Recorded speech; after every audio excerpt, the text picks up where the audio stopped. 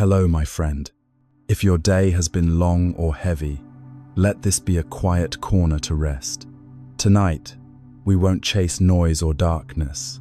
We'll listen softly to one of history's hardest names, not to fear it, but to understand how cruelty can grow from silence, and how remembering can be an act of peace. This is a bedtime history story told slowly, with care about Josef Mengele, the doctor once called the Angel of Death. We will not linger in horror. We will walk gently through the shadows, holding the small lights that still belong to the human spirit: reflection, awareness, and quiet remembrance. In this relaxing historical storytelling, you'll drift through time from a quiet Bavarian town to the fields of war, to the gates of Auschwitz, and finally, to the lonely shores of exile. It is not a story of vengeance, but of memory, a reminder that even when humanity loses its way, we can still choose to see clearly, softly, without turning away. Where are you listening from tonight? A small town, a city window, a quiet room with the lights low? Tell me in the comments. And if these history sleep stories bring you a little calm, you can subscribe and return whenever the night feels heavy again. Now, breathe in, let the breath slow. A door opens not to terror, but to understanding.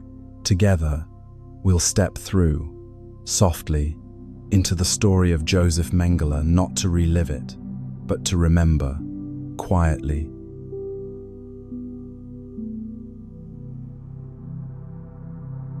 There are stories that can never be told quickly. They ask to be spoken slowly, as if each word must be carried carefully across a field of ashes. This is one of those stories. Before we begin, let us take a breath deep enough to remind ourselves that we are safe, that the world around us is quiet, and that even the darkest memories can be approached with gentleness. What you are about to hear is not meant to shock you. It is meant to hold space for truth, to let memory breathe, and to honor those who were silenced.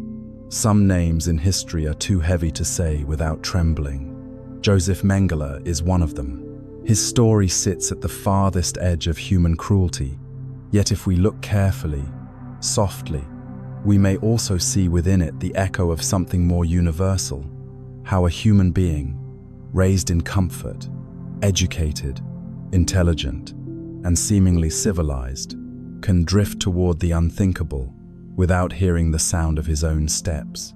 To tell his story is to walk through the ruins of moral certainty. And so, we move slowly. We begin not in the horror itself, but in the silence that allows horror to take root. Auschwitz did not appear overnight. It grew from years of fear, from small choices left unchallenged, from quiet obedience mistaken for virtue. This is why our story does not begin with a scream, but with a whisper. We will move through these shadows not as judges, but as witnesses carrying a candle rather than a torch.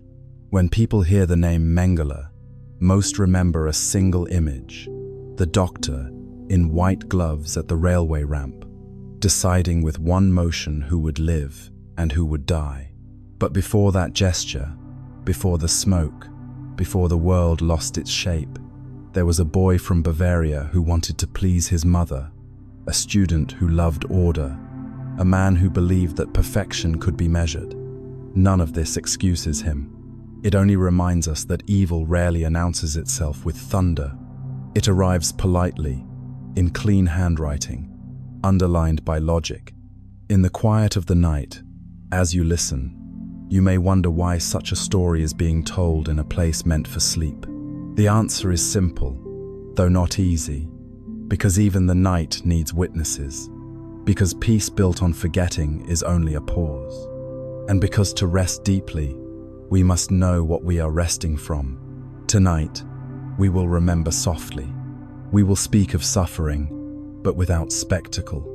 We will speak of victims, but never as numbers, always as lives, interrupted mid-breath. And we will speak of the man who caused it, not to grant him immortality, but to make sure his shadow remains where it belongs, in history's warning. not its admiration. Imagine a vast plain, under winter sky, windless, white, endless. That is where this story begins.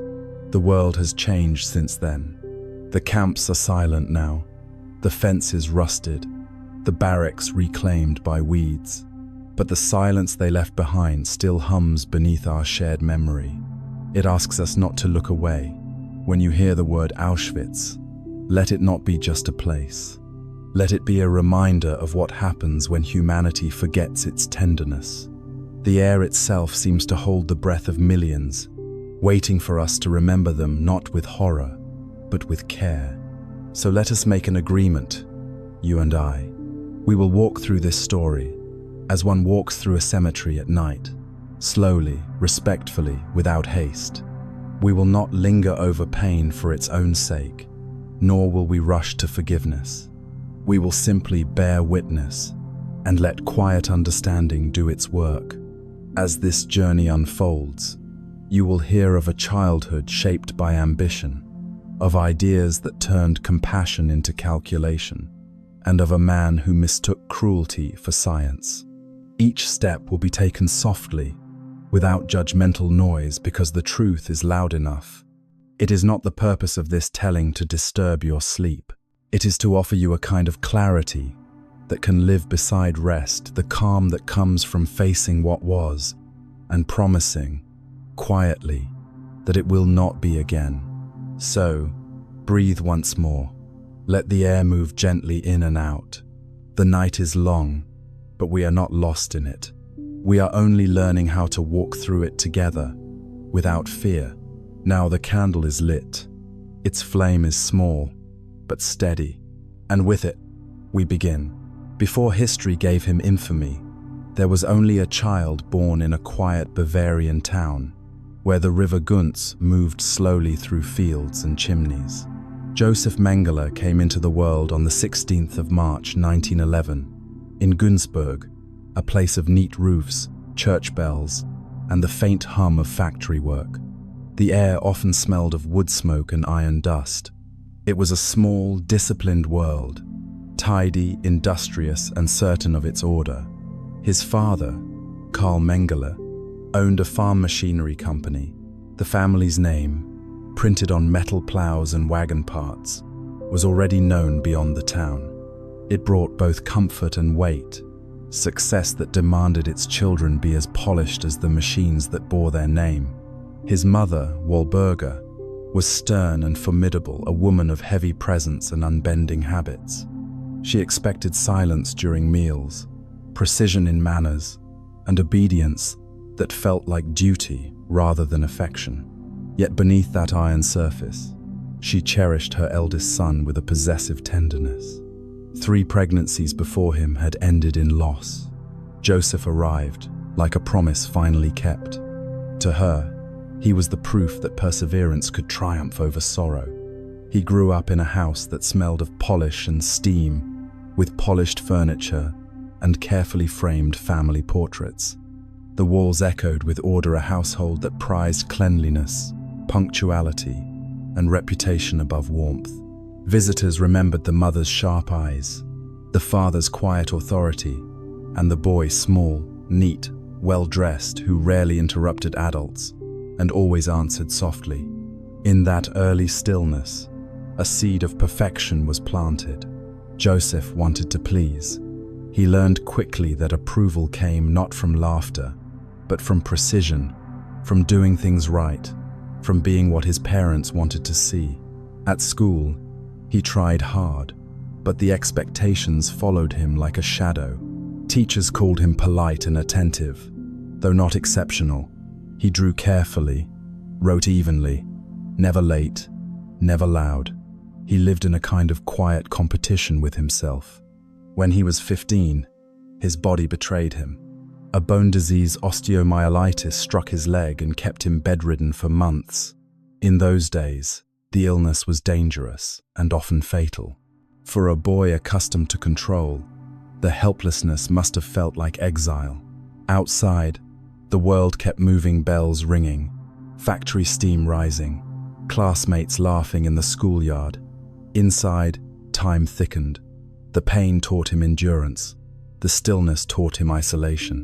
Somewhere between those long, fevered nights and the careful return to walking, something inside him hardened, not yet cruelty, only the quiet conviction that pain could be mastered if one stayed detached from it. When he returned to school, he was behind, smaller than others, walking with effort, but he caught up quickly, studying late, memorizing, exceeding expectations.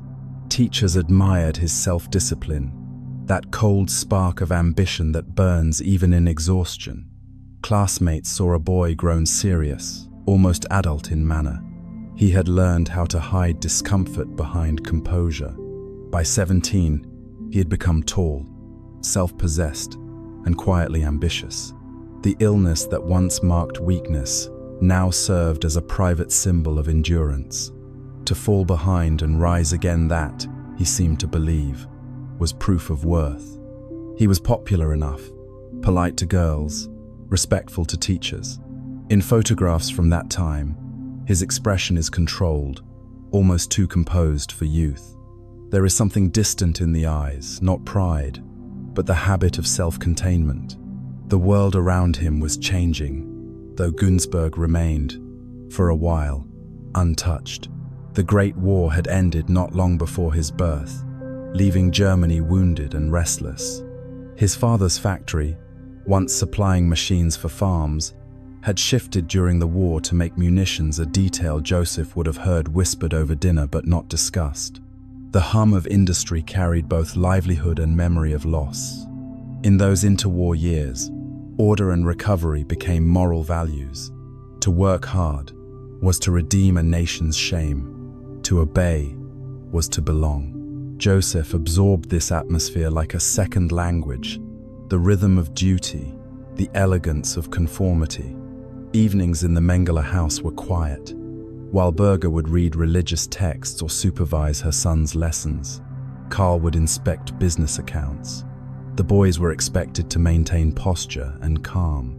Josef's younger brothers looked up to him. He was the favored child, the one his mother trusted to represent the family's refinement. When guests came, she would present him first well-combed, articulate, smiling only when prompted. He learned early that love could be conditional, that approval was earned through composure. That lesson, once planted, would never leave him. Yet, it was not an unhappy childhood, only a restrained one. Bavaria's countryside offered beauty, green hills, river mist, the soft ring of cowbells at dusk. He would walk through fields near the factory, watching the rhythm of labor, men shaping iron, sparks flying in measured bursts. Machines fascinated him, their precision, their lack of hesitation. Perhaps something in him longed to mirror that clarity, the peace of a world that functioned without uncertainty. Those who knew him as a boy remembered courtesy, discipline, and a slightly distant charm. They did not see cruelty, nor any sign of what would come. The darkness had not yet shown itself. It rarely does, at first. It sleeps quietly in ideals, the desire to be perfect, to be right, to belong completely to the order of things. And so, when we speak of the boy in Günzburg, we must speak gently. He did not yet wear the mask of the man he would become. He was a child of his time, loved, pressured, shaped by a household that believed obedience was virtue. It was a home of polished silver and measured footsteps, where even affection had edges. For now, the story rests there, in a small Bavarian house, under winter light, where a mother watches her son study at a tidy desk, and a father returns from the factory smelling of oil and iron. Outside, snow gathers quietly on rooftops. Inside, the boy bends over his books, certain that to please is to be safe. The night is calm. The candle burns evenly. No one yet imagines how far precision can drift from compassion. By the time Josef Mengele left Günzburg, he had learned how to move through the world with quiet precision. He was 19, tall, confident, carefully dressed, a young man from a respectable family, stepping into a wider world that promised knowledge and meaning. In 1930, he entered the University of Munich to study both medicine and philosophy, believing that a perfect balance between science and thought could shape a better kind of man. Munich at that time was not yet the capital of fear it would become. It was a city of music halls and lecture rooms, of cobbled streets where students carried books under their arms and argued about destiny in cafes. The scars of the Great War still lingered. Veterans with missing limbs begged at the corners. Inflation had erased fortunes, but the mood was changing. Beneath the weariness ran a current of pride, the wish to restore dignity to a country that felt humiliated and fragmented. For a young student raised on discipline and ambition, this was fertile ground. Josef stood out from the start. He was polite, impeccably groomed, always in tailored suits. His classmates described him as composed and slightly formal, yet charming when he chose to be. He carried himself like someone aware of being observed, a habit born from childhood, now refined into confidence. In the lecture halls, he listened more than he spoke. Professors recalled a quiet diligence, a mind orderly and ambitious. He was drawn to anatomy, genetics, the elegant logic of how life was built. But he was equally interested in ideas that framed the human condition, philosophy's attempt to explain purpose and hierarchy. Science and ideology began to weave together in his thoughts like threads of the same fabric. In the evenings, he attended student gatherings, dances, and debates. He learned to waltz gracefully, to compliment without flattery, to smile just enough. Women liked his composure. Teachers liked his punctuality. He appeared every inch the model of the German academic ideal. Intelligent, restrained, proud of his heritage, but not yet political. Yet the city was breathing politics everywhere. The early 1930s were restless, the Weimar Republic trembling under crisis. Extremist groups shouting in beer halls, flags and slogans filling the streets. The promise of order, of national renewal, was seductive to many young men who had grown up amid instability. For those like Josef, who had been raised to equate discipline with virtue, that promise must have sounded almost moral. In 1931, he joined the Stahlhelm, or Steel Helmets, a conservative paramilitary group composed mainly of veterans and students who longed for the old empire's clarity. They wore uniforms, marched in silence, spoke of loyalty and purity. For Josef, this was not rebellion, it was belonging. The movement's emphasis on honor and structure resonated with the rhythm he already lived by. In those meetings, ideas of racial hierarchy and national health began to blend with the vocabulary of science. Eugenics, the belief that humanity could be improved through selective breeding, was discussed not as brutality, but as progress. Professors lectured on it with academic detachment.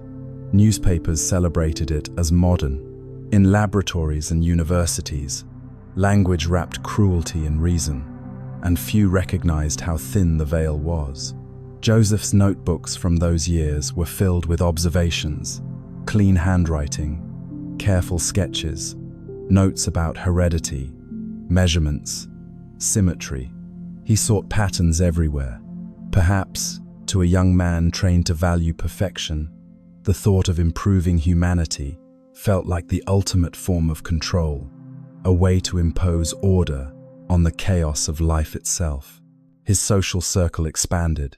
Munich's society in the early 30s prized charm and ambition. Josef had both. He learned to navigate between the dancing halls and the seminar rooms, between the rigor of science and the intoxication of ideology. He began to believe that intellect could serve the destiny of a nation, that knowledge had moral direction. It was an idea many shared, not born of hatred yet, but of misplaced faith in design. He graduated with distinction, completing his medical degree, and then continuing toward a doctorate in anthropology. His research concerned human anatomy, the structure of the jaw among different populations. Academic, dry, meticulously measured. There was no open cruelty in his words, only the quiet arrogance of certainty. The language of hierarchy hid behind charts and calipers. Outside, the city grew louder. Flags bearing the swastika began to appear more often. The National Socialist movement was rising, its message sweeping through campuses. Germany reborn, purified, proud again. Students cheered, professors joined, and few questioned the moral cost of such renewal. Josef, like many of his peers, felt the tide before he named it. He admired the promise of purpose, of collective identity. The uniforms reminded him of his childhood's symmetry, clean lines, obedience, belonging. In cafes and classrooms, he listened to speeches about destiny and racial purity. At first, perhaps, he thought them abstract ideas to be studied, not lived. But ideas have gravity. They pull slowly, quietly, until one discovers the ground has shifted. The language of superiority appealed to his trained mind, offering a system where everything, beauty, intelligence, strength, could be measured, classified, improved. It was science turned into myth. Those were the years when his ambition found its shape. To heal bodies was noble. To refine the species felt greater. The dangerous thought had not yet reached its full form, but it had already begun to whisper. If there is tragedy in these years, it lies not in open cruelty, but in how easily intellect can drift when detached from empathy. Josef did not see monsters around him. He saw professors, uniforms, order, and a dream of a perfect world.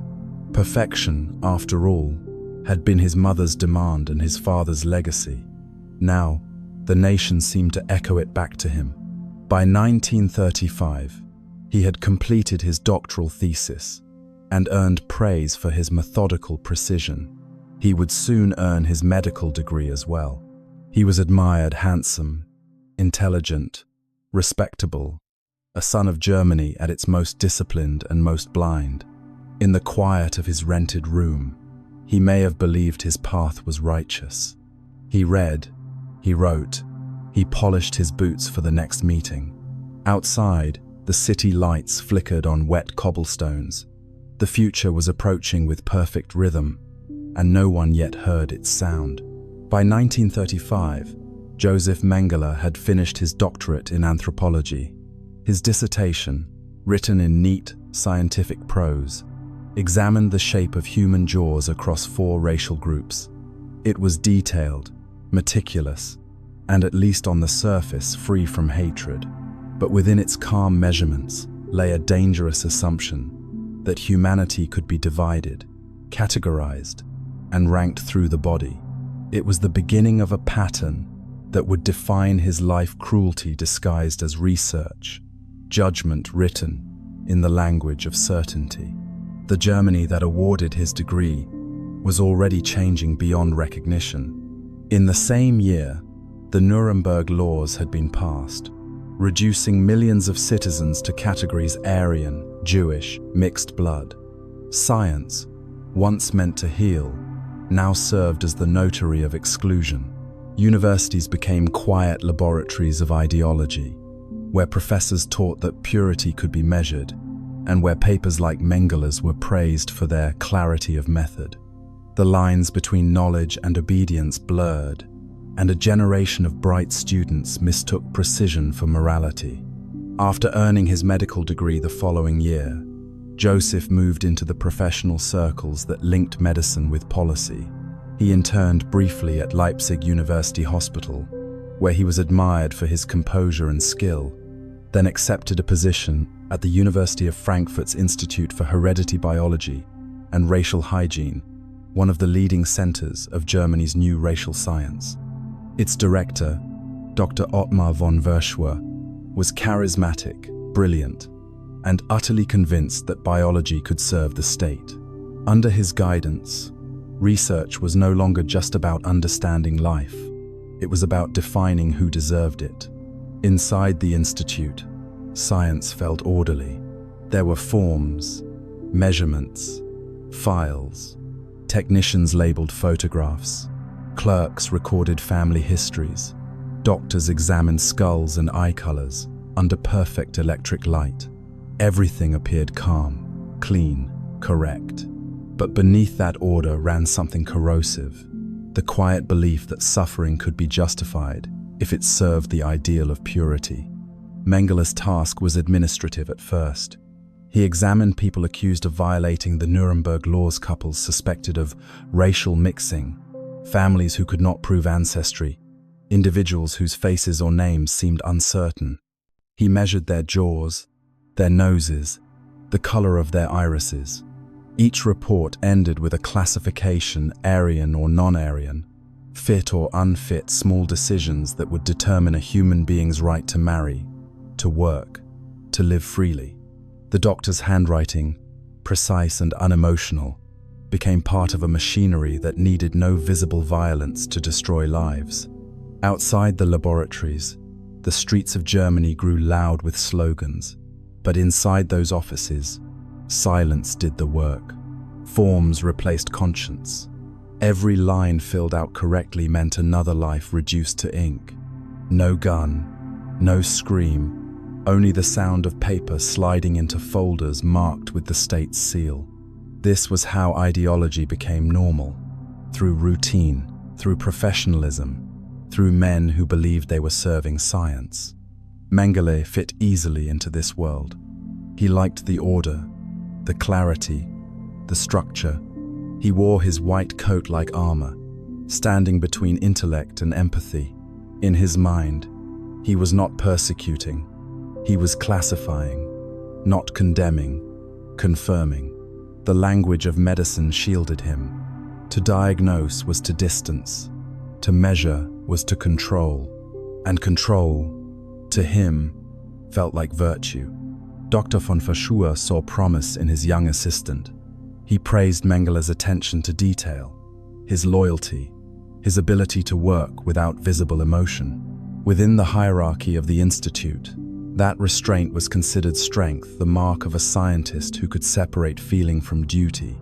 No one asked whether duty itself might be corrupt. The file cabinets grew heavier. By 1937, Mengele had published small papers on hereditary traits, on physical types within populations. They were tidy, abstract, and chilling in their calmness. Every sentence implied that life could be improved by elimination, that compassion was inefficiency. Such ideas did not shock his peers. They were the currency of the time. At conferences, men in dark suits applauded charts that turned people into data points. The rhetoric was clean, the rooms well lit. The brutality was hidden in statistics, percentages of the unfit, projections of how many could be sterilized to save the future race. In this arithmetic of purity, empathy had no column. Mengele worked quietly, efficiently. He was proud to be part of something that felt grand, modern, inevitable. Germany, he believed, was cleansing itself, and science was its instrument of redemption. He wrote to colleagues with professional excitement about new methods of measurement, about the value of twins in studying heredity. The ideas were seeds. Years later, they would bear monstrous fruit. When he returned home to Günzburg on visits, he carried himself like a man rising in the world. His parents were proud. His mother boasted of his position at a prestigious institute. They could not have known what that title meant, that their son was already serving a system where compassion was paperwork's first casualty. The institute continued to grow. By 1938, Mengele had formally joined both the Nazi Party and the SS. The transition was natural, the two worlds had already merged. To be a good doctor, in that time and place, meant to serve the racial body of the state. Ethics became allegiance. In the quiet corridors of universities, the Hippocratic Oath was rewritten without ceremony. He received his black uniform soon after, tailored, polished, symbolic of belonging. It represented everything his upbringing had taught him to admire: order, discipline, precision. He looked at himself in the mirror and saw not a villain, but a professional fulfilling destiny. This is how evil often begins, not with a scream, but with a form filled in, a rule obeyed, a job well done. The doctor in his office, the bureaucrat at his desk, both believing they are part of progress. Between them flows the silent efficiency that can turn empathy into paperwork and life into statistics. By the late 1930s, Josef Mengele had found his place, not yet the monster of Auschwitz, but the man who would walk there without hesitation. The files he stamped, the reports he signed, the ideals he absorbed, all were preparing him for a future that science alone could not explain. Somewhere in those corridors, a drawer closed softly, sealing away the names of people who would soon vanish, and the sound was gentle, almost polite. That is how history sometimes turns. By 1937, Josef Mengele was no longer just a doctor or scholar. He had become a believer not of faith, but of structure. The Germany around him had turned order into a kind of religion, and he moved through it as naturally as breathing. That year, he joined the Nazi Party. There was no hesitation. To him, it was not fanaticism, but formality, a step required for advancement, for belonging. The oath he swore was short, polished, bureaucratic: loyalty to Führer, race, and Reich. The words were clear, the tone ceremonial, but their meaning slid quietly beneath the skin. In those syllables, a man traded the weight of conscience for the comfort of direction. When he signed his name on the membership paper, he did it as neatly as he had signed his medical reports: steady handwriting, careful alignment, no tremor. The gesture felt professional, almost clean. No one screamed, no one forced his hand.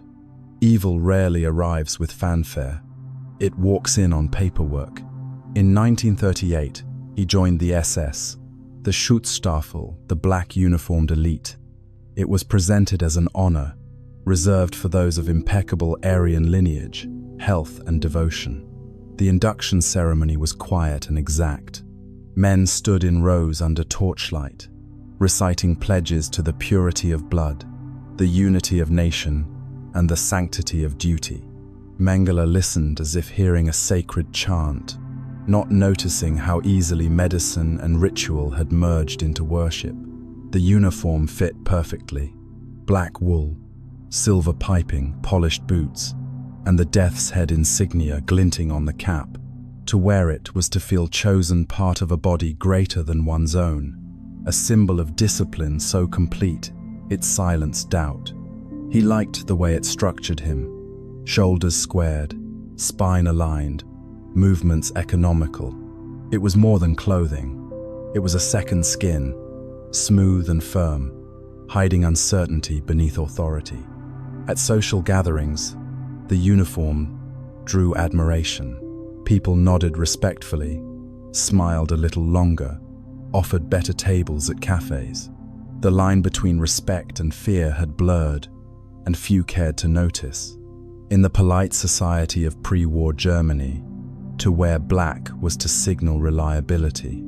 It meant you were part of something stable, orderly, a promise the world seemed desperate to believe. Around this time, Josef became engaged. Her name was Irene Schönbein, the daughter of a university professor in Frankfurt. She was 6 years younger, intelligent, gentle, and admired for her poise. They met through academic circles, and the match felt ideal. Two educated families, two proper citizens, in an age obsessed with appearance. In photographs, they look serene. A man in uniform, a woman in pearls, both framed by the soft confidence of their generation. But even love had to be examined. For SS members, marriage required proof of racial purity documents, tracing ancestry back to 1750. Josef could provide his. His family's record was spotless, certified by officials who owed his father favors. Irene's lineage, however, contained a gap: a grandfather whose ancestry could not be fully verified. In another time, it would have been nothing. In this time, it was nearly fatal to their union. Bureaucracy reached into intimacy. The couple's affection became a file folder, their love reduced to dates and signatures. An investigation began: genealogical charts, church records, family portraits, scrutinized under the lens of ideology. In the waiting, they exchanged letters, restrained, formal, avoiding despair. Neither doubted the system, they simply hoped to satisfy it. Carl Mengele, wealthy and well-connected, intervened quietly. He wrote letters, called in favors, ensured that someone in Munich would find the missing proof or overlook its absence. Within months, the papers were approved. No one spoke of gratitude, only of relief, a relief that felt like obedience rewarded. They married in July 1939.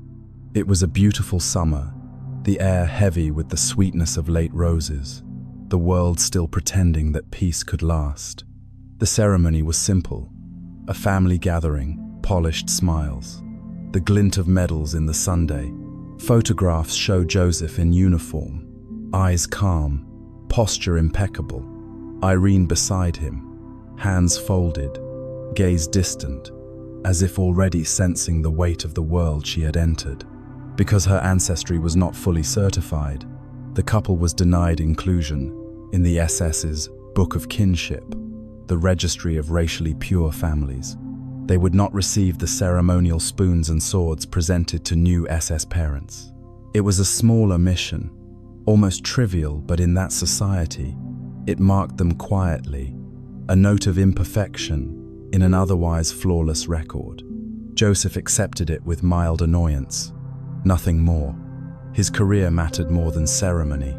Soon after, he was called for military training, a 3-month assignment in the Tyrolean mountains. There, he proved himself physically capable, disciplined, and proud under the thin alpine air.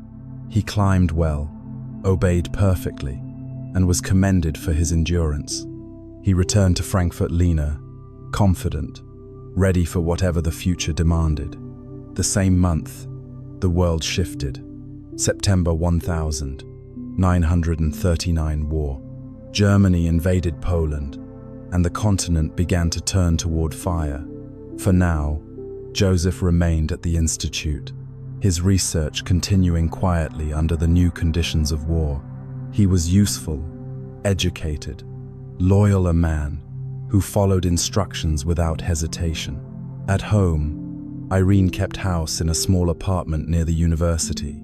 She wrote to him often, tidy handwriting on cream paper, reports of daily life, news from her parents, affection expressed through restraint. She did not question his work. Few wives did. In the rhythm of their days, his uniform laid out, her letters folded neatly, they built a private peace within a public darkness. There was nothing dramatic in their marriage, nothing cruel in appearance. Only the small, ordinary gestures that make horror possible: uniforms hanging neatly, files stacked in drawers, photographs of a smiling couple on a mantel beside a vase of fresh flowers. They were, to all who saw them, a picture of respectability. It is easy to imagine that evil announces itself in storms, but often it grows in rooms like these, bright, polished, quiet. A signature here, a vow there, a family dinner under the ticking of a clock, each gesture normal, each ritual correct, until the sum of them builds a world no one dares to question. And in that world, Josef Mengele stood, tall husband, doctor, officer, a man convinced that perfection and obedience were the same thing. He smiled for the camera, kissed his new wife's hand, and returned to work. The war was waiting. War has a way of simplifying choices. For Josef Mengele, it offered not a moral test, but a direction, clear, linear, efficient. The same country that once demanded papers of ancestry now demanded obedience in uniform. The science of race had become a weapon. The doctors who had defined purity were now asked to defend it. In 1939, after a brief return to his post at the Frankfurt Institute, Mengele was mobilized for military service. His earlier medical exemptions, the lingering weakness from childhood illness, the infection that had once scarred his kidney were overlooked. The Reich needed men who could serve both body and ideology. He fit perfectly. He began as a medical officer, attached to the Race and Resettlement Office, a branch of the SS responsible for verifying the ancestry of those being relocated into newly occupied territories. He worked behind a desk again, tracing family trees, approving marriages, examining photographs of strangers whose lives would pivot on his pencil marks. The air smelled of ink and dust. Files arrived in stacks. Maps of Poland spread across long tables. It was science turned to administration, the same habits of measurement and judgment now feeding the machinery of expansion. Each signature extended the war without firing a shot. Each chart, each decree, told someone where they did or did not belong. But paperwork can only sustain a man like Mengele for so long. Ambition needs movement. In 1940, he requested active duty with the Waffen-SS, the armed division of the organization, a place where intellect and action could merge. His request was granted. The files closed behind him with quiet finality. He was sent first to basic training, where his academic refinement stood out among the younger recruits. Yet he adapted quickly. The military rhythm suited him: the early mornings, the strict formations, the clarity of commands. He obeyed without question, and in doing so, he felt light, free from doubt. Discipline was the language he already spoke fluently. In the autumn of 1940, he was assigned to a non-combat position in the genealogical office of the Waffen-SS, confirming the racial status of soldiers and officers. The work was repetitive but essential to the illusion of purity that the regime upheld. Day after day, names became numbers, faces became lines on charts. The documents passed through his hands like slow-moving water. No screams, no blood, only accuracy. Then came 1941, and with it, Operation Barbarossa, the invasion of the Soviet Union. Germany's borders expanded eastward. The war became total. Mengele's office emptied as more officers were sent to the front. He volunteered again, this time for field service. It was a chance to prove loyalty not only through thought, but through endurance. He joined the Viking Division, a multinational SS unit composed of Germans, Dutch, and Scandinavians. The campaign was brutal: mud, snow, endless distances, and an enemy that refused to vanish. Mengele served as a medical officer responsible for treating the wounded and ensuring that racial screening extended even to the soldiers' ranks.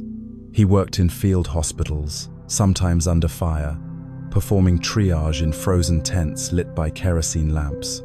He learned to move quickly, to make decisions that meant life or death in minutes. The war stripped everything down to function. There was no space for contemplation, only survival. He performed well. Reports praised his composure under pressure, his refusal to panic, his ability to operate efficiently amid chaos.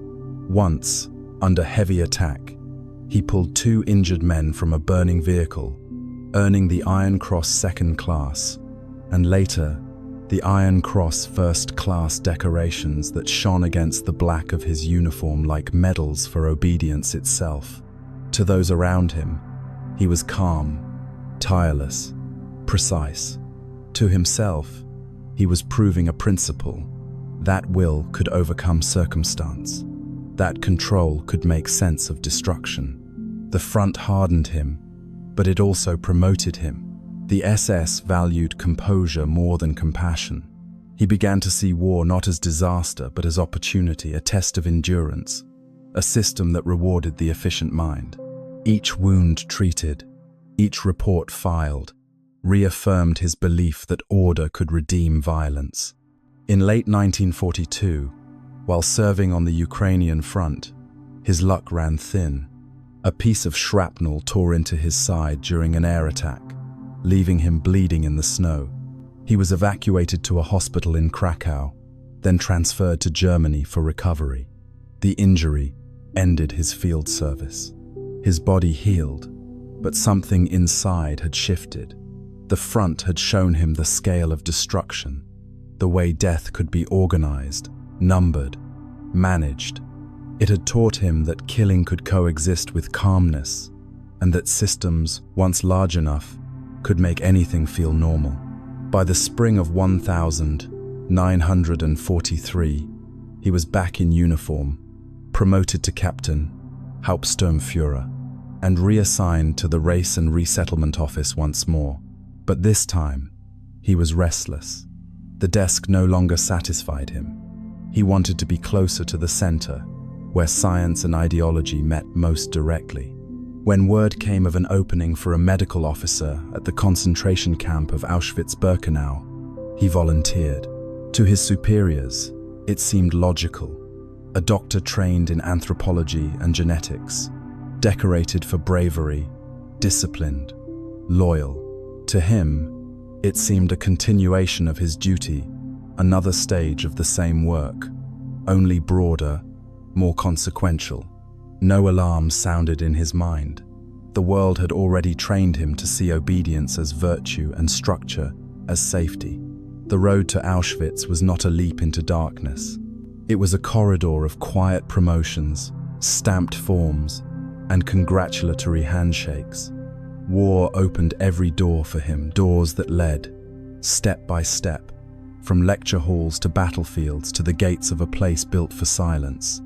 When he boarded the train in May 1943, his wound had healed, his medals shone, and his purpose felt clear. The wheels turned. No one looked back. In the spring of 1943, Josef Mengele's path aligned with the darkest precision. He received an appointment that seemed, on paper, perfectly suited to his qualifications: medical officer at Auschwitz-Birkenau, tasked with research in heredity and population health. It was described as practical eugenics. The phrase sounded clinical, even progressive. It promised order, discipline, purpose, the same virtues that had shaped his life. No document used the word murder. None needed to. He arrived on the 23rd of May 1943, under a pale sky. The camp stretched across the Polish countryside, barbed wire, glinting in weak sunlight, chimneys faint against the horizon. It was both vast and hidden, designed to function smoothly, while remaining unseen. Trains arrived daily. Smoke rose steadily. Files were kept in perfect order. To step inside was to enter a system that had already learned how to operate without conscience. Mengele's posting was not an accident. His mentor, Dr.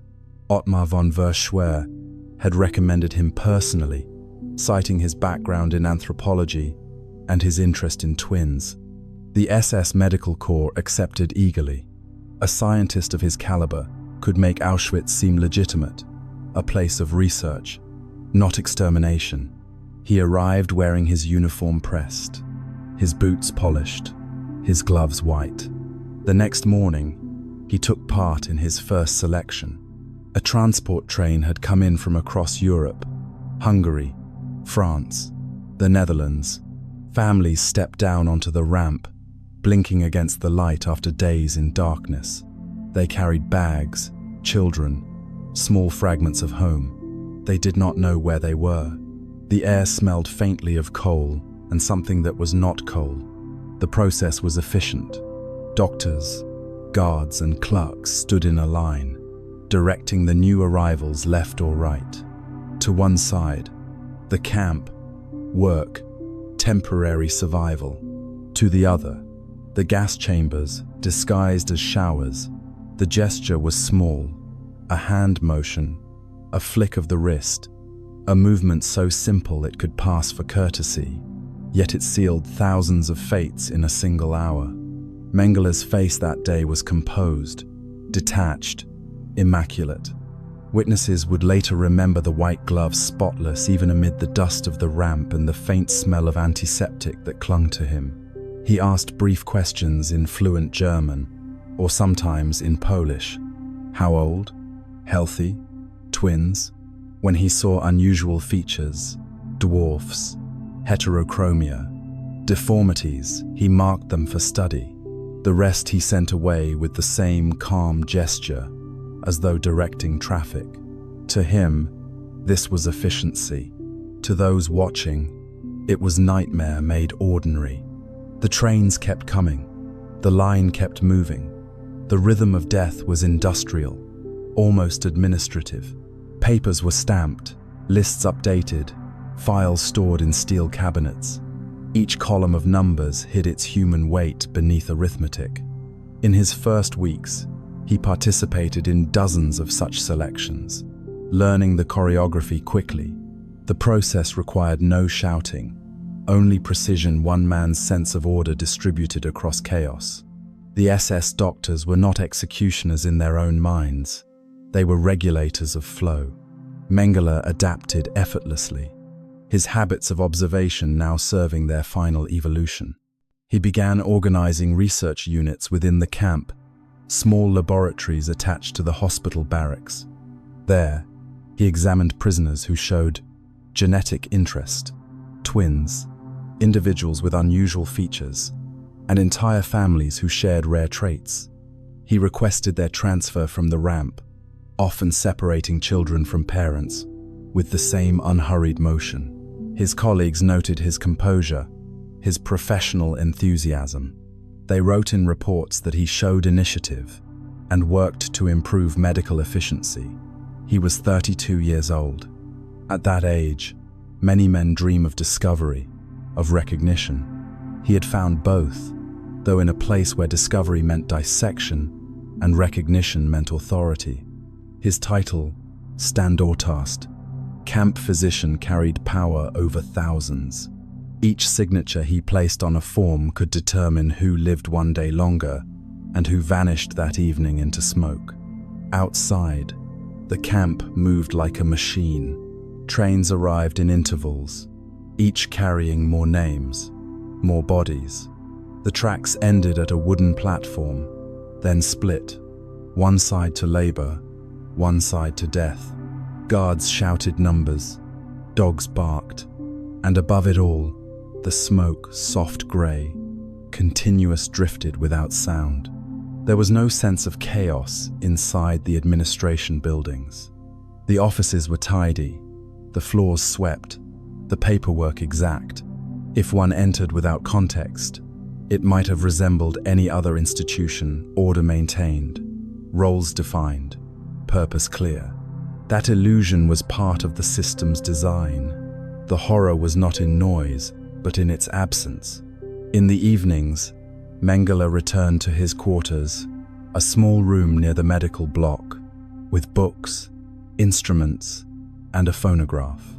He wrote notes in a careful hand, recording measurements, observations, and requests for additional laboratory equipment. He smoked constantly. He listened to music. He slept soundly. He told colleagues that he felt useful. The camp, he said, was the ideal place for research without interference. There were no words yet for what was happening there, not in his reports, not in his letters. The vocabulary of the time was still sterile. Selection, specimen, material, efficiency.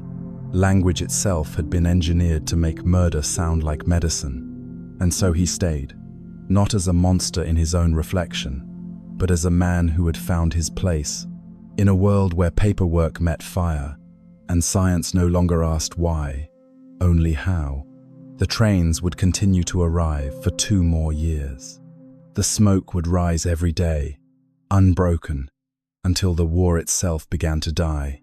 But in May 1943, on that first quiet morning, Josef Mengele stood on the ramp, his gloves white, his voice calm, and the machinery of selection turned smoothly around him. At Auschwitz, trains arrived like clockwork. Morning, afternoon, and often deep into the night. The rumble of wheels echoed along the siding that ended at the ramp, the narrow strip of ground between a world that still contained meaning and one that did not. Each arrival was catalogued. Each train held its own universe of faces, stories, and hopes compressed into a single column on a manifest. From Hungary, from France, from Greece and Poland, people brought with them the faint expectation of resettlement, of survival. The deception was deliberate, built into the timetables themselves. The document said, transport, not execution.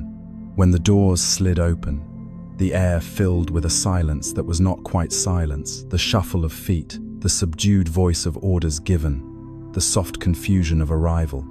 The new prisoners did not yet know that the ramp was called the Gate Without Return. It looked, for a moment, like any railway platform, but the ground itself had already learned to absorb what could not be spoken. Dr. Josef Mengele stood often at that point of arrival, clipboard in hand, gloves white against the grey dust.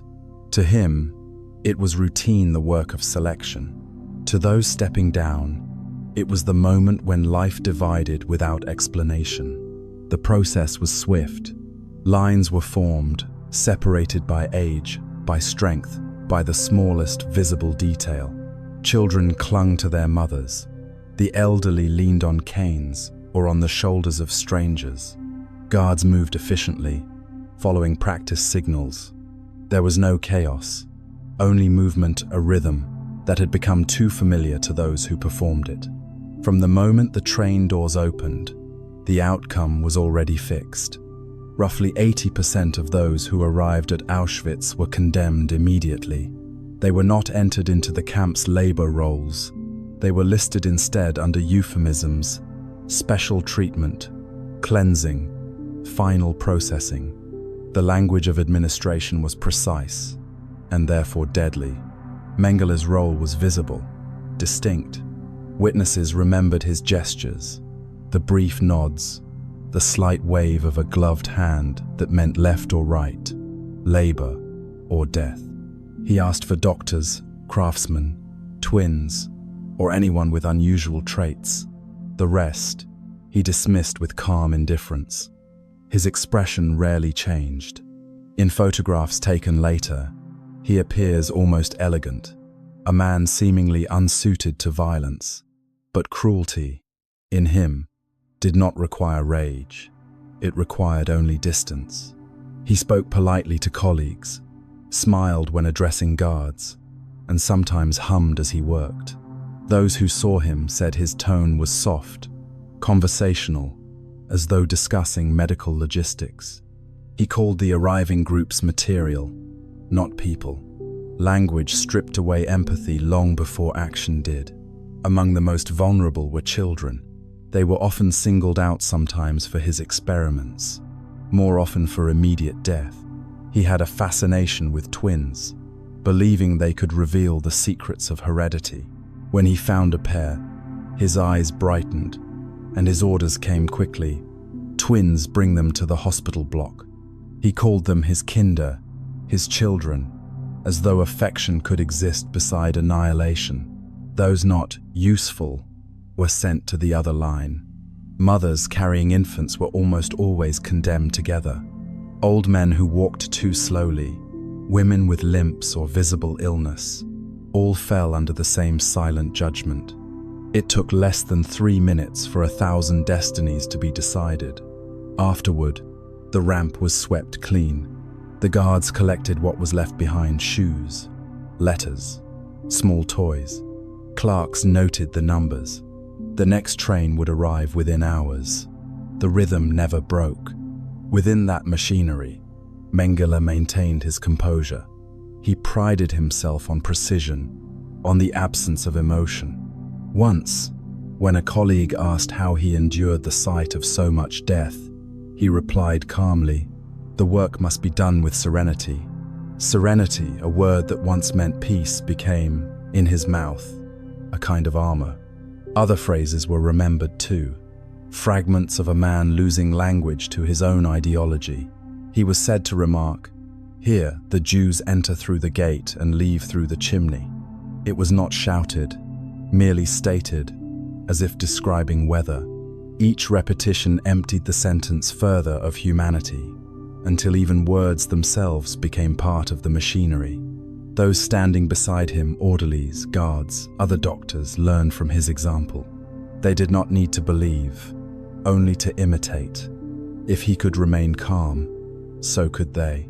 The tone of professionalism smoothed the horror into routine. He filed his reports punctually. The trains were listed by number, the processed by count, the selected for labor by skill. Each column balanced perfectly. Each total was correct. This, too, was his talent, to make death appear organized. By the end of that summer, he had overseen selections on more than 70 transports. Tens of thousands passed before him. Most vanished within hours. He was not the first doctor to do this work, nor would he be the last, but he performed it with a kind of aesthetic neatness, a precision that insulated him from the meaning of his actions. In his quarters, he continued to write scientific notes, as if one world did not contradict the other. Measurements of twins, lists of eye colors, blood types. He wrote in clear script, margins clean, conclusions exact. The data were sent to Frankfurt, to the institute that had once trained him, where professors read them without the smell of smoke in their nostrils. For the prisoners, his presence on the ramp was the moment hope thinned to air. He appeared calm, almost courteous. He could ask a question and smile as he decided. No cruelty in tone, no haste in motion. That was the most chilling thing about him, that death, under his hand, moved as quietly as thought. Each train arrived, and each train departed empty. The rhythm continued, steady, efficient, until time itself inside the camp felt circular. The same whistle, the same dust, the same white gloves raised in judgment beneath the same indifferent sky.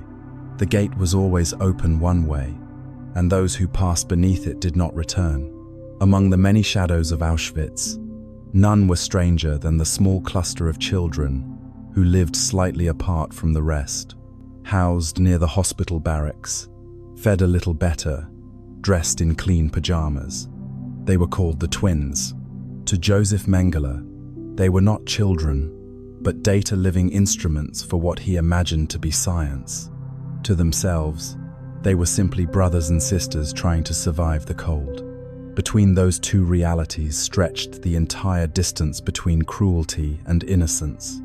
From his first weeks in the camp, Mengele had been fascinated by them. He believed that identical twins held the key to heredity, a way to prove that traits could be perfected, that blood could be measured like an equation. He had written about this long before arriving, in the calm tone of academia. Now, he had found a place where no one would question his methods. He ordered guards to search for twins among each new transport. Children with matching faces, siblings of similar age, were pulled from the lines and sent not to death but to the laboratory. It was presented as mercy. You will live. The doctor wants to see you. For a moment, families believed it. When the selection ended, the chosen pairs were registered in notebooks. Name, age, height, eye color, hair color, nationality, occupation of parents. Older children helped younger ones fill out the forms. They were told it was schoolwork or a kind of census. The handwriting was uneven, the questions endless. How many siblings? Any illness? Do you have freckles? Even the smallest detail was entered, as though precision could turn suffering into knowledge. Mengele visited them often. He was careful with his appearance, white coat, shining boots, the faint scent of cologne. He called them meine Kinder, my children. He smiled, distributed sweets, sometimes spoke gently, even tenderly. He asked how they were feeling, whether they liked their quarters. He was, as one survivor recalled, a doctor who pretended to care and perhaps believed his own act. In those moments, kindness was another instrument, a way to secure obedience. The children, frightened but hopeful, began to trust him. When he entered, they stood up straight, waiting for his approval. Some drew him pictures, signed für Onkel Mengele, for Uncle Mengele. It is unbearable now to imagine how much they wanted that affection to be real. Around Birkenau, a network of small laboratories supported his research. There were rooms for blood tests, X-rays, anatomical studies, and sample collection. Assistants in white coats worked quietly, noting results, labeling vials. From the outside, it looked like an ordinary medical facility. Inside, it was something else, a place where the human body had been reduced to pattern and possibility. The experiments were recorded meticulously. Measurements of limbs, lung capacity, pulse rate, photographs from every angle. Sometimes the twins were compared after illness or after treatment, their responses logged with academic calm. Everything was written down, signed, filed. The bureaucracy of curiosity. There were around 1,500 pairs of twins brought under his program between 1943 and 1944. They came from every country occupied by the Reich: Jewish, Romani, Polish, Ukrainian. Only about 100 pairs would survive. Most were children under 10. Those who lived through it remembered details that seem impossible to forget. The cold floors, the smell of disinfectant, the constant drawing of blood, and the face of the man who always smiled, who told them, "Be brave. You are helping science." Many of them believed him. Children are built to believe adults, especially when spoken to gently. There were nurses who tried, quietly, to comfort them small kindnesses in an impossible place. An extra piece of bread, a whispered lullaby. But no kindness could undo the design. The children were both protected and doomed, spared from one line only to be used in another. They were taught to see their survival as a privilege. In truth, it was captivity by another name. Some nights, the older ones whispered to each other. They wondered when they would see their parents again. They asked why the doctor looked so pleased when they obeyed. They tried to make sense of what could not be explained. They had no language for it, only the sense that something terrible hid beneath the gentleness. Mengele himself seemed untouched. To colleagues, he was efficient, even cheerful. He discussed his findings over dinner, debated measurements as though they were neutral facts.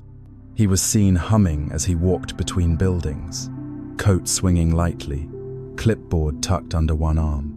If there was guilt, it never showed. He spoke of the children as subjects, material, cases. He wrote to his mentor that his work was yielding valuable data on comparative growth. In a sense, he was right. Data was being created, but each number cost a heartbeat. Each result came from pain that language cannot convey. The reports carried no cries, only measurements. The silence between those lines is what remains. Years later, when survivors spoke, they described both horror and confusion, how someone could appear so gentle while dismantling the idea of mercy. Some still remembered the taste of the candy he gave them, the way his gloved hand patted their hair before sending them away. The gesture stayed in memory, not as comfort, but as proof that kindness without conscience is only another form of cruelty. In the end, the twins became ghosts of statistics, numbers in files, fragments in testimony. Yet even there, they speak. Their names, small, bright syllables on fading pages, are the only resistance to the silence that once consumed them. Every number was once a heartbeat that matched another, two souls that entered the world together, and, in that place, tried simply to stay alive.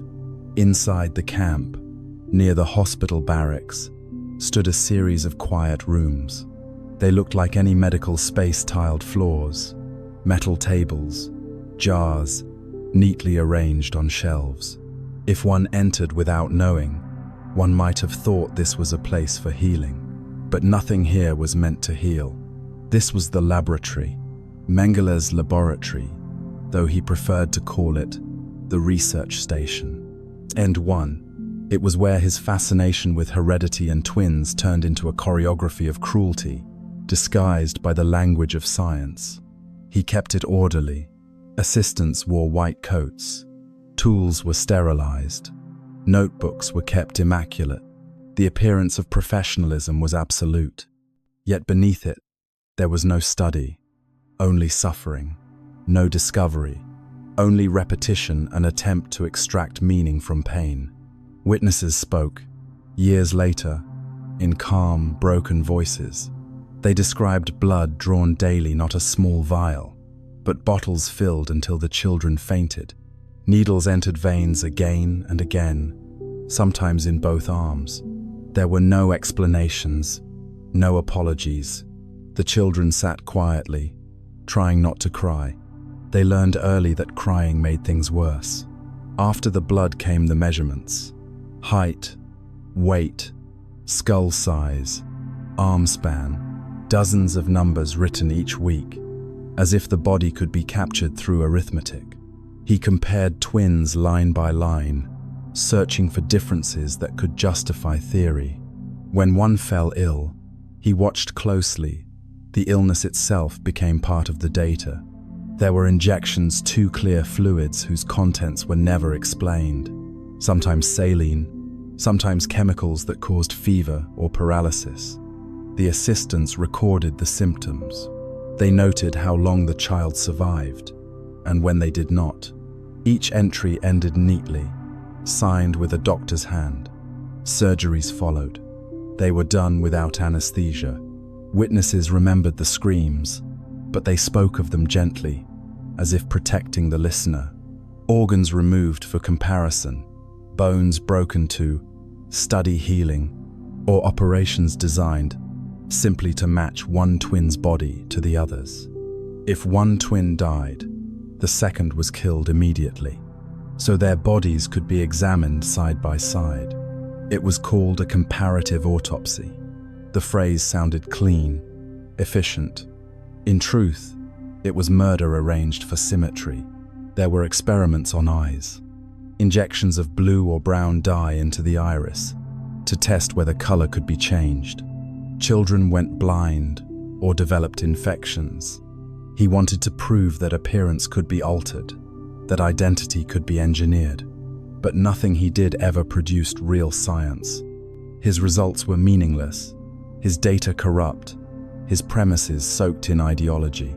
The purpose was never truth, only control. Other procedures sought to prevent life altogether. There were sterilization experiments, mostly on young women, radiation, chemical burns, forced injections into reproductive organs. No anesthesia, no explanation. Many never recovered. Many never spoke again. Sometimes, he devised what he called endurance tests, electrical shocks, freezing temperatures, or deliberate infections.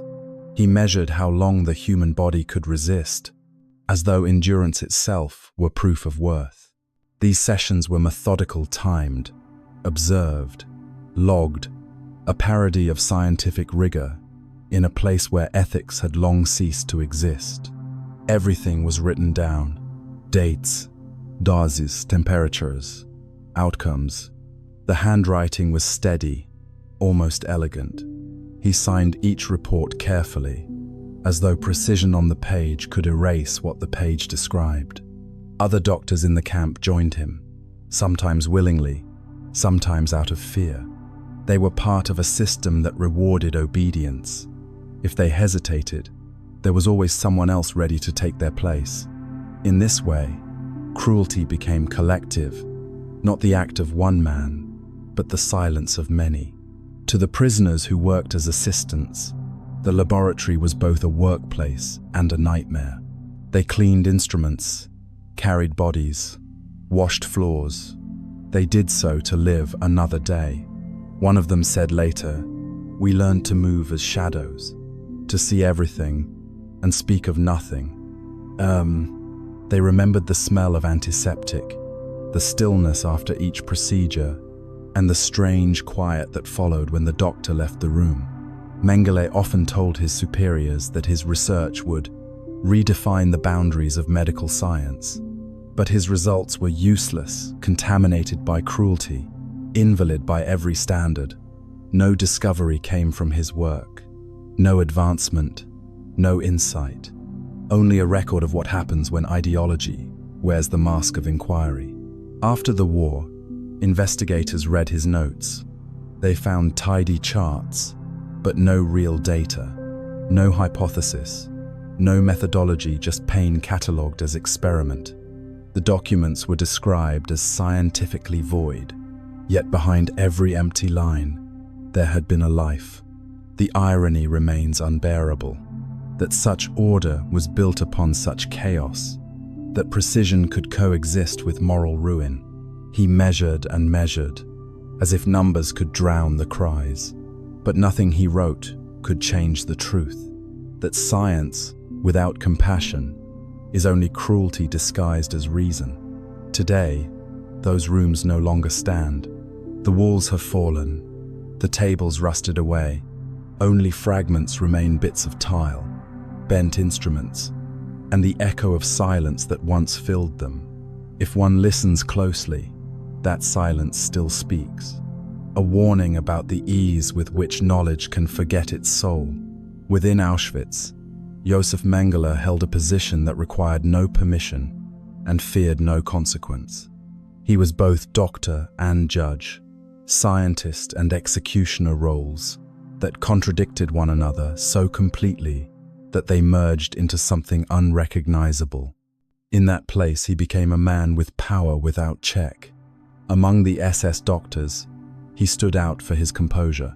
He moved through the camp with quiet authority, his boots polished, his gloves immaculate, his posture unhurried. Prisoners learned to recognize the sound of his steps before they saw him. To them, he seemed less a man than a signal, the shift from momentary safety to sudden peril.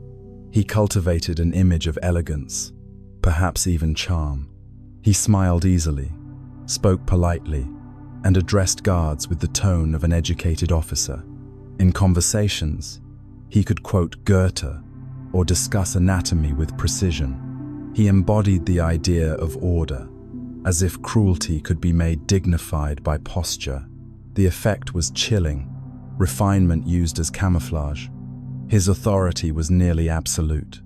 Within the medical hierarchy, few dared to question him. He could requisition prisoners for experiments, alter labor rosters, or countermand existing orders. He had the trust of his superiors and the fear of everyone below him.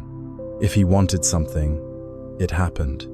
If he changed his mind, the change required no explanation. The prisoners called him the Angel of Death. It was not a title of anger, but of exhausted recognition, an attempt to name something too vast for language. He decided who lived an hour longer, who would never return from the next selection, who would vanish from record entirely. He carried that power lightly, as though it were a routine instrument, a doctor's stethoscope. What began as medicine had become a machinery of harm. He was known for sudden acts of cruelty, performed without warning. Witnesses recalled small moments that revealed his sense of control. A gesture that sent an old man to punishment for standing out of line. A whim that cost a mother her child. A glance that could determine death without a word. His temper, when it came, was cold rather than loud. A flash of disgust that translated immediately into orders. One survivor remembered. He struck a man once, not in anger, but as if testing a reflex. Another said, "He could smile while you died." It was this distance, not rage, but the absence of any feeling at all that made him terrifying. He seemed to act not against his conscience, but beyond it. And yet, there were moments when he appeared benevolent. He would arrive at the children's quarters with sweets, or order blankets for those he considered special cases. He spoke gently, called some of the twins by name, even praised them for being brave. To the guards, he looked like a man performing his duty with compassion. But the kindness was part of the design, a performance of care that made obedience easier, a way to soften resistance before the next procedure began. This contradiction defined him, a doctor who could comfort a child in the morning and dissect that same child in the afternoon. He saw no division between the two acts. To him, both belonged to the same pursuit: knowledge, purity, perfection. It was the moral inversion of healing turned to harm. He once told a fellow physician that he believed his work was necessary, that history would understand. The words were calm, almost wistful.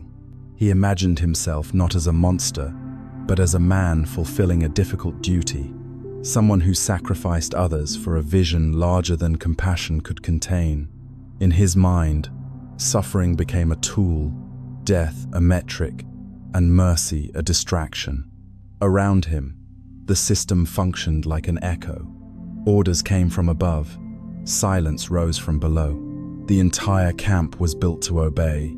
Within that obedience, individuals like him thrived, because cruelty, when organized, no longer required hatred. It only required momentum. Mengele's power was visible not in how much he shouted, but in how little he needed to. A raised eyebrow, a note in the margin, a simple yes or no, and hundreds of lives shifted course. Even among the SS, few wielded such unchecked authority in such quiet ways. He was not alone, but he was singular. His blend of intelligence and vanity gave him confidence that what he did was beyond judgment. He viewed himself as a man of science, betrayed by sentimentality, someone who had chosen discipline over empathy. That illusion protected him from the full weight of what he had become. Inside the camp hospital, where he conducted his work, his presence was paradoxical, both feared and strangely admired. The guards saluted him. The nurses followed his orders with care. He rewarded efficiency, punished hesitation. Every gesture reinforced the same message. That order was the highest virtue. But beneath that order, there was only suffering held still long enough to be measured. The historian's task, even now, is to resist turning such a man into symbol alone, because behind the name and the myth were ordinary mechanisms, rules obeyed, requests granted, hierarchies unbroken. He was not supernatural, he was organized, and that is what makes the story so unbearable. He did not lose control of himself. He used it fully, deliberately, without restraint. Power unchecked does not erupt. It seeps. It disguises itself in uniforms, in titles, in steady handwriting. It convinces itself that cruelty can be civilized, that harm can serve a higher end. And within that belief, Josef Mengele lived comfortably, a man who thought he was doing his duty, while everything human in him, the part that might have healed or hesitated, fell completely, quietly, away. By January of 1945, the sound of war was no longer distant. It moved closer each day, a low, relentless thunder across the frozen plains of Poland. Auschwitz, once sealed away from the world, now trembled with the knowledge that the world was returning. The guards whispered of the Red Army approaching. Trains that once brought prisoners now carried crates and boxes in the opposite direction. Documents, instruments, supplies, the fragments of a collapsing order trying to preserve itself on paper. The cold was severe. The snow fell without sound, covering the tracks, the wires, even the ash that had fallen for years. Inside the camp, the routines faltered. Selections ceased. The chimneys smoked less often, then stopped altogether. And yet the laboratories continued a little longer. One last attempt to finish, to record, to gather data before everything vanished. Witnesses would later remember the strange quiet, a stillness heavy with the feeling that an ending had begun. Josef Mengele worked to the very end. Even as others packed, he ordered another round of measurements, another sample, another comparison of twin to twin. He wrote in his notebooks as though the war was still distant, his handwriting calm, his requests precise. He asked for transport boxes, for typewriters, for labels, a scholar preparing to move his research to safety. But safety, by then, was an illusion even he must have sensed. The crematoria were blown up in haste, their ruins collapsing into heaps of brick and twisted metal. The records were burned, paper catching fire in long rows, flames reflecting off the snow, names and numbers turning into smoke. Those who watched said the air smelled not of ash but of ink and dust. It was as if the camp itself was trying to erase its memory before the world could see it. Mengele began sending crates of documents westward, to other institutes, to friends, to addresses in Germany. Some reached Frankfurt, others vanished along the way. He arranged for microscopes and instruments to be packed in straw. He told colleagues he would continue his work elsewhere. No one asked where elsewhere was. In the language of the SS, silence was the final form of loyalty. On January 17th, as the evacuation began, columns of prisoners were marched through the snow, leaving dark trails behind them. Those too weak to walk were left where they lay. The sky was grey, the air sharp enough to cut. The guards shouted, the dogs barked, but even those sounds seemed small against the enormity of the winter. The war was ending, and no one in that place knew what survival meant anymore. That morning, Mengele disappeared. No formal departure, no farewell. His name simply ceased to appear in the camp's remaining documents.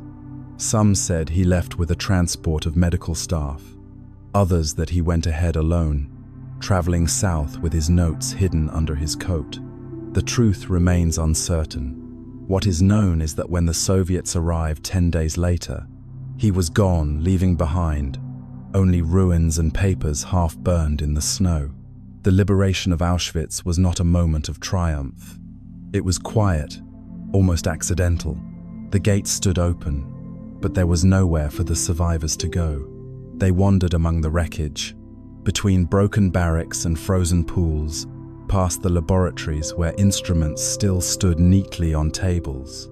Some carried notebooks, hoping to find a name, a trace of someone they had lost.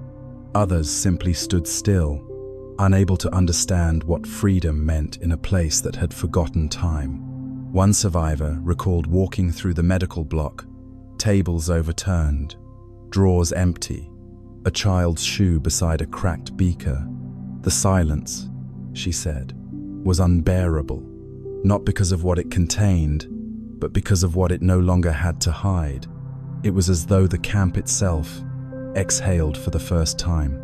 Outside, the snow kept falling. It softened everything, the fences, the ash pits, the empty rails.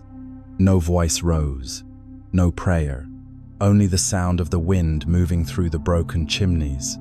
carrying with it the last fragments of names that had once been whispered there. In the reports that followed, the soldiers wrote of numbers, bodies found, prisoners freed, documents destroyed. But no report could capture the feeling of that day, the fragile quiet, the weight of absence, the way even the cold seemed to grieve. Somewhere, far from the ruins, Josef Mengele walked west. He would blend into the stream of retreating men, exchange his uniform for a civilian coat, and carry with him the conviction that he had escaped both punishment and memory. But memory is not so easily escaped. It travels with the survivors, with the stories they told in low voices decades later, with the silence of those who could not speak at all. By the time the snow melted, the camp was empty. The fires had gone out, the records turned to ash, and all that remained was the faint imprint of footprints, leading nowhere, vanishing into thawing ground, into the long winter of history. When the war ended, the world tried to sort itself into sense and justice. But in the confusion that followed the ruins, the shifting borders, the flood of refugees, many who had built the machinery of death simply walked away. Josef Mengele was one of them. He left Auschwitz in January 1945 and disappeared into the West. By spring, Germany itself was collapsing, cities reduced to dust, armies scattered. He traded his SS uniform for the plain field clothes of a soldier, burned his insignia, and blended into the long procession of men heading nowhere. In that chaos, no one asked too many questions.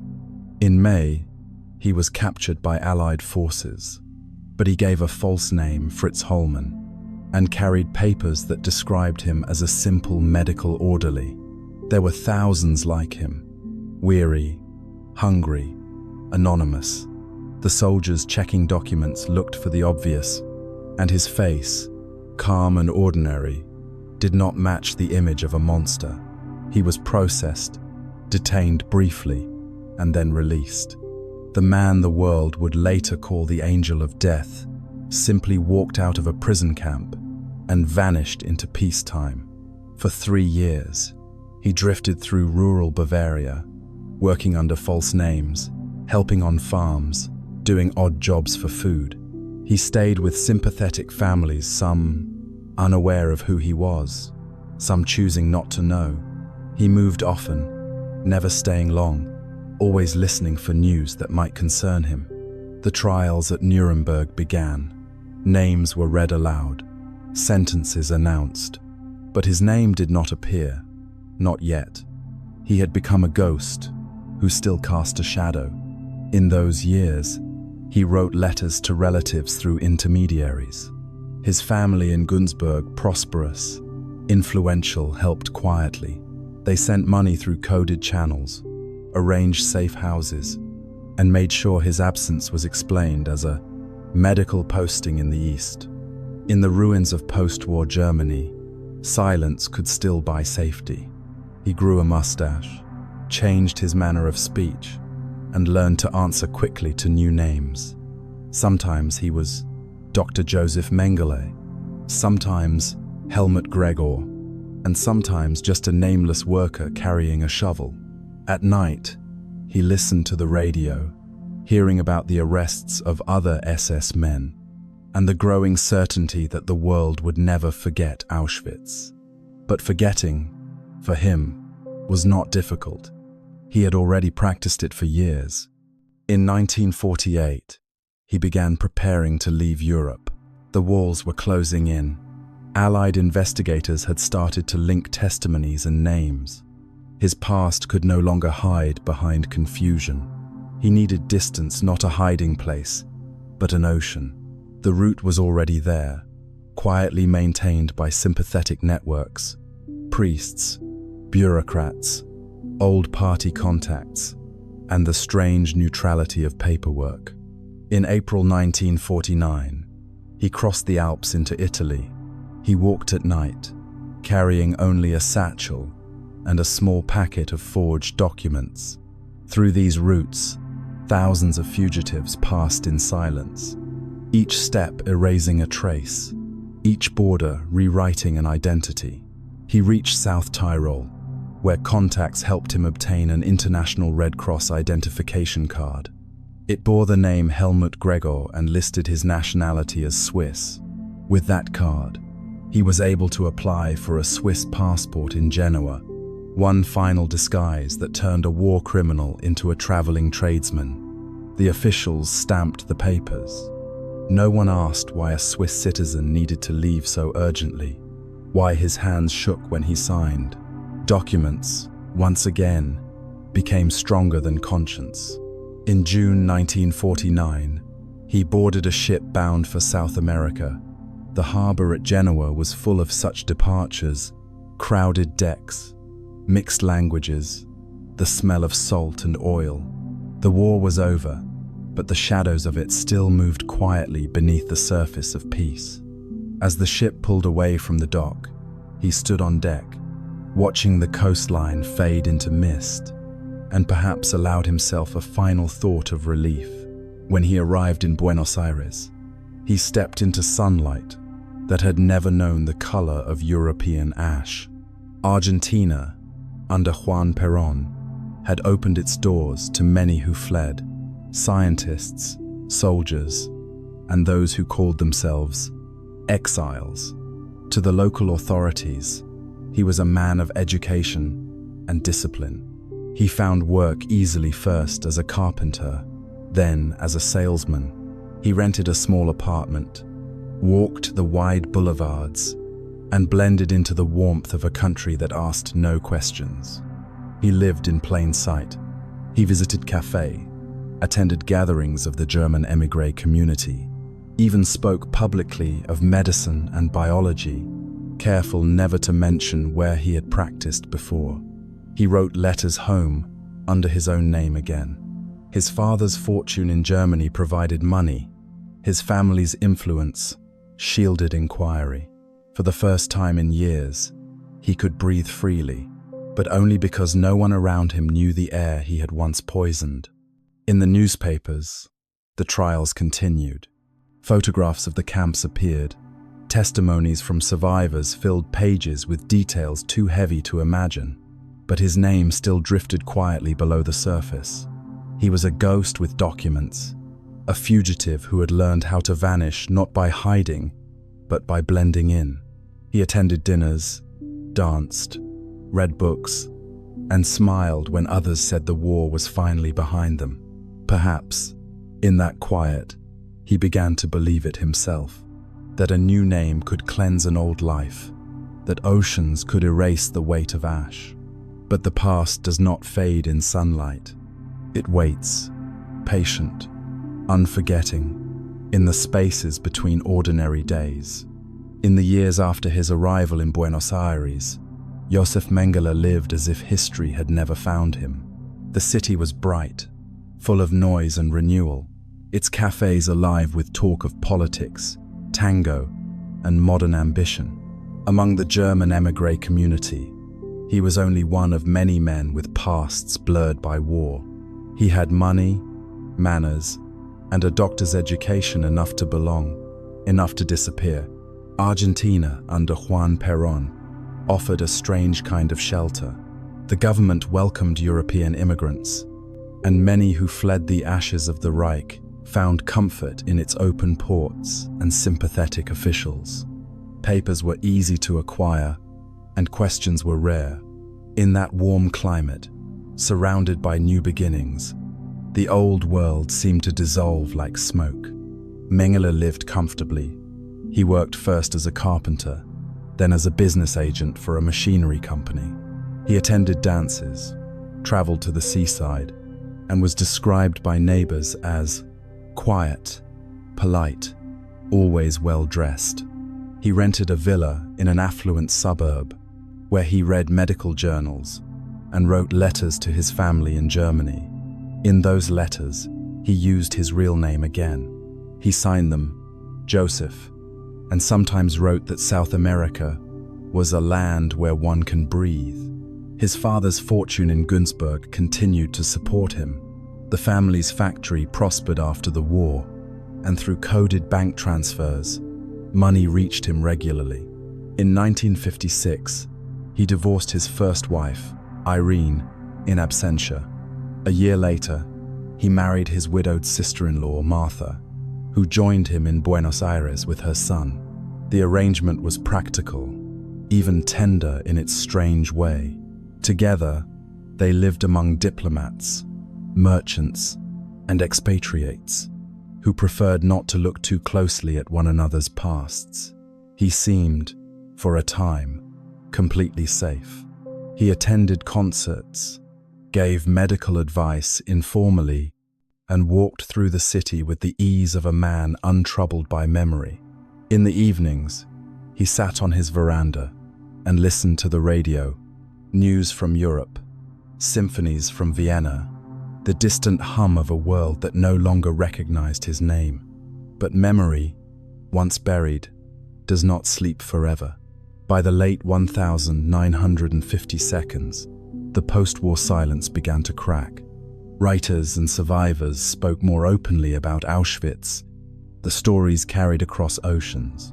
One day, a journalist obtained divorce papers filed years earlier in Germany, documents that mentioned Buenos Aires as his residence. The trail that had vanished began to flicker back to life. In 1959, West Germany issued a formal arrest warrant for Josef Mengele. Newspapers published his name, and for the first time since the war, he felt the shadow of being seen. He moved quickly first to Paraguay, where sympathetic officials granted him citizenship, then onward to Brazil, a country vast enough to lose a man completely. He used aliases Gregor again, sometimes Peter Hochbichler, sometimes nothing at all. The pattern of flight became his only form of consistency. In Brazil, he lived under a series of roofs, small farms, borrowed rooms, rural estates. Friends from the old network arranged introductions and discreet protection. He helped with veterinary work, sold agricultural equipment, and maintained the posture of a quiet European tradesman. But the fear never left him. He read every newspaper carefully, listening for the echo of his name. Every knock at the door carried the possibility of discovery. Meanwhile, across the ocean, the hunt intensified. Nazi hunters, journalists, and survivors traced rumors through embassies and archives. The Israeli government, still haunted by the memory of Eichmann's capture, searched for clues, but found only whispers. At one point, investigators believed him to be dead. At another, to be living under Vatican protection. The truth was simpler. He was hiding, but not underground. He was living an ordinary life so quiet that it became invisible. In 1964, West Germany tried him in absentia. The evidence of his crimes filled hundreds of pages. Testimonies from twins, from camp nurses, from records left unburned. The court found him guilty of mass murder, but the verdict carried no sentence that could be enforced. He remained free, not through power, but through distance. Sometimes justice is silenced, not by denial, but by geography. His later years were marked by decay. He quarreled with his second wife. She left Brazil to return to Europe. He suffered from hypertension, from isolation, from age. He lived with sympathetic German émigrés who tolerated his presence out of habit. He grew more bitter, complained that the world had misunderstood him, insisted that his research had been for the advancement of medicine. The self-deception endured longer than his health. By the mid-1972, he was an old man in exile, frail, paranoid, yet still certain of his own importance. He suffered strokes, minor at first, then more severe. He limped, slurred his speech, but continued to write small notes and letters, mostly about finances and the failings of modern science. The grand visions that had once justified his cruelty had shrunk to petty resentments. On a warm day in February 1979, he went swimming at a beach near Bertioga, north of São Paulo. Witnesses said he entered the water calmly, swam a short distance, and then collapsed, struck by another stroke. He drowned quietly, without spectacle, without pursuit. His body carried ashore by the tide. He was 67 years old. He was buried under a false name, Wolfgang Gerhard. For 6 years, the grave went unnoticed. When investigators finally exhumed it in 1985, they confirmed through forensic tests that the bones were his. The man who had escaped so many searches had never truly gone far. There was no trial, no confession, no final reckoning, only silence, and the long shadow of what he had done, a reminder that some evils end, not with punishment, but with the small, unremarkable stillness of a life that had run out of places to hide. There are some names the night does not easily carry. Some stories are too heavy for anger, too dark for noise, and yet they must be told. We speak of Josef Mengele not to repeat the horror, but to remember the people who did not live to speak for themselves, the children who trusted, the mothers who waited, the brothers and sisters who walked together toward gates that did not open again. Their silence is the reason this story is spoken at all. It is strange, perhaps, to tell such a story softly, to lower the voice instead of raising it, but sometimes the only way to hold unbearable truth is to cradle it gently, to make enough quiet that it can be heard without breaking the heart of the listener. If we shouted, the mind would close. If we whisper, perhaps it will stay open long enough to understand. History is not a set of punishments. It is a pulse that asks us to stay awake. Each generation inherits not only what was built, but what was broken. And when we choose to remember, with care, with honesty, with humility, we build a small light in the darkness, a promise that cruelty will not become routine again. When we spoke of the camps, we walked slowly, because every word carried the weight of a life. The laboratories, the selections, the trains, they were real. And behind every record, every number, there was a face, a name once spoken with love. To speak of those names now is to return a fragment of dignity to people stripped of everything else. The truth of Auschwitz does not need embellishment. It needs patience.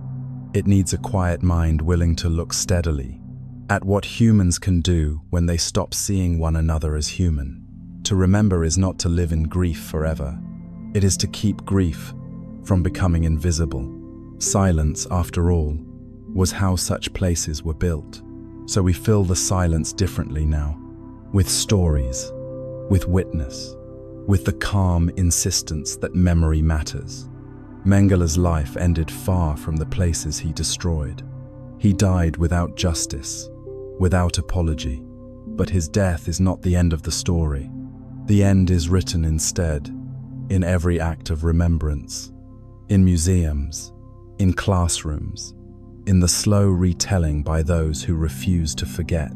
The measure of history is not in how villains fall, but in how the living choose to remember the lost. Perhaps that is why we speak softly here, not out of mercy for the guilty, but out of reverence for the innocent. The whisper is not weakness, it is a form of care. It says, "You may listen without fear." It says, "You are safe enough to know."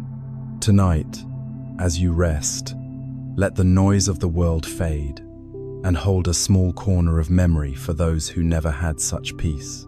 Their stories are now part of ours, woven into the long human fabric of warning and compassion. If you find yourself breathing slower now, that is good. It means you have walked through a hard truth and stayed. It means remembrance has done its quiet work. There is no need for conclusion, only continuation. A gentler world made possible by those who remember. So let us close here, softly, not with vengeance, but with vigilance, not with despair, but with the steady light of awareness. The past is not gone. It rests in us, asking only that we keep it from repeating. And somewhere, in the long silence that follows, the lost are finally seen, not as victims, but as the proof that even in the darkest night, the human soul can still bear witness and refuse to forget. Good night, and may memory itself be gentle. And now, the story quiets. The names, the empires, the fires all fade into the hush of time. What remains is only breath and the soft turning of the world beneath it. You don't need to remember the dates or the faces, just the feeling that even the loudest lives become gentle in the end. Let that thought rest with you tonight. If your eyes are heavy, let them close. The music will stay for a while, carrying you softly through what's left of the night. You are safe. The story is over. Now, only calm remains. Good night.